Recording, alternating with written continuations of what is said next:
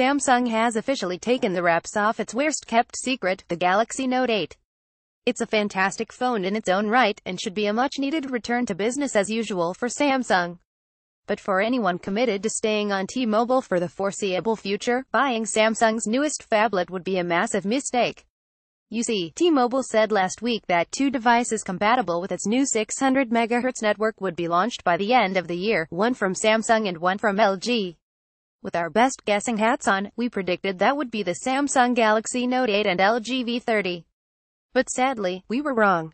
A T-Mobile spokesperson has confirmed that the Galaxy Note 8 will not be compatible with LTE Band 71, the new 600 MHz frequency that T-Mobile turned on last week. Compatibility with 600 MHz is a big deal, assuming you like actually using your phone when you're out and about. Lower frequencies travel further and penetrate buildings better, which is all adds up to superior coverage, especially inside buildings or in rural areas. Verizon has relied heavily on its 700 MHz spectrum for years, and it's a big part of the reason it keeps winning coverage awards. T-Mobile's 600 MHz network promises to be just as good or better, but you can only take advantage of it if your phone is compatible. 600 MHz compatibility is only going to get more important as time goes on. T-Mobile is planning on having 600 MHz coverage over 1 million square miles by the end of this year, and by the end of 2018, it will play a big part in its national coverage. But none of that helps at all if your phone doesn't support Band 71, and the Galaxy Note 8 doesn't. If you buy a Note 8 right now, you're tying yourself into a year or two of substandard service, which just doesn't make sense.